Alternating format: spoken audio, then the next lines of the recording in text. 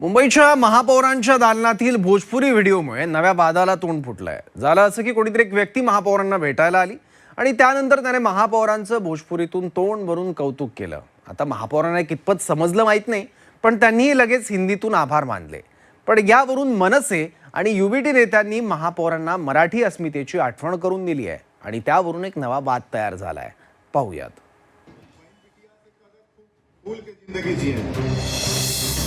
महापौरांच्या दालनात भोजपुरीचा गजर।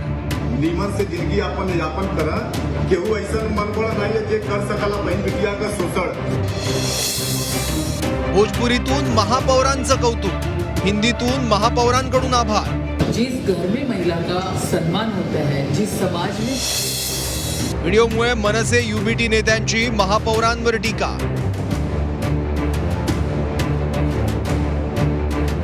हे आहे मुंबईच्या महापौरांचं दालन। याच दालनात महापौरांसमोर भोजपुरीचा गजर बघायला मिळाला।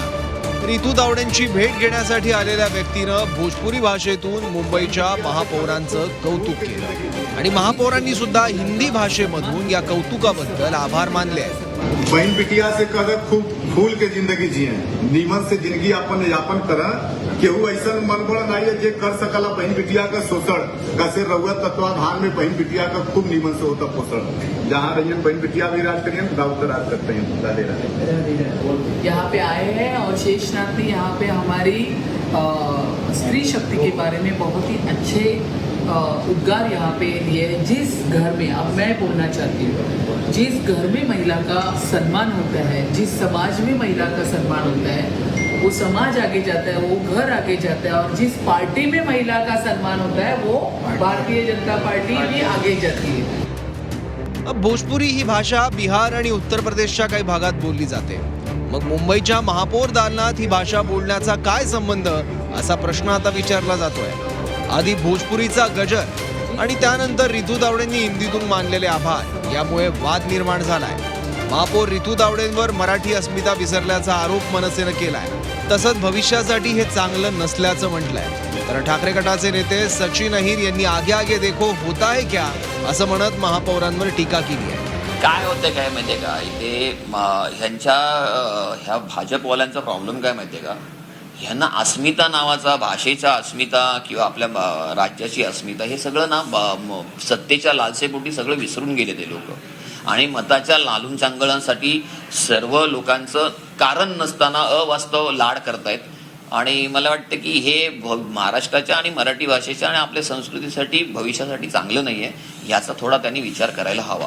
आता महापौर तर आता सुरुवात झालेली आहे, आगे आगे देखिए होता है क्या। मी हिंदीमध्ये यासाठी सांगतोय कारण आता त्याच्यात तुम्हाला ते लक्षात येईल काय काय त्यांचे कशा प्रकारे त्यांचं वागणं आहे किंवा कशा प्रकारे त्यांची भूमिका राहणार आहेत, कशा प्रकारे ते लोकांच्या समोर येत आहेत। कारण आपण बघितलं असेल की आपण वादग्रस्त विधानं करून किंवा वादग्रस्त गोष्टी करून या मुंबई शहराचा एक प्रथम नागरिक म्हणून जे मिळालेलं त्यांना बहुमान आहे, हे भूषवेने जे असलेलं असले पाहिजे, पण त्यात पण रोज वारंवार वेगळी भूमिका।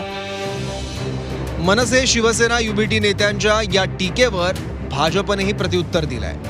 भोजपुरी काय पाकिस्तानी भाषा आहे का असं म्हणत आम्ही सर्व भाषांचा सन्मान करतो असं नवनाथ बंद म्हणाले।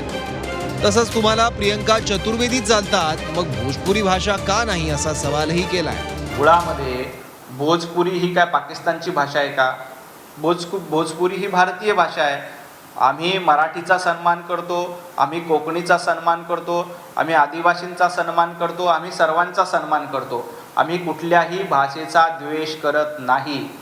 यांना भोजपुरी पुढे एवढीच ॲलर्जी असेल तर यांना प्रियंका चतुर्वेदी खासदार म्हणून कशा चालतात? उत्तर प्रदेशच्या प्रियंका चतुर्वेदी तुम्हाला खासदार म्हणून चालतात, त्यांना पायघड्या तुम्ही घालता।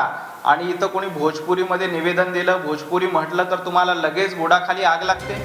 महापालिका निवडणुकीपूर्वी मराठी अमराठी वाद बराच पेटला होता।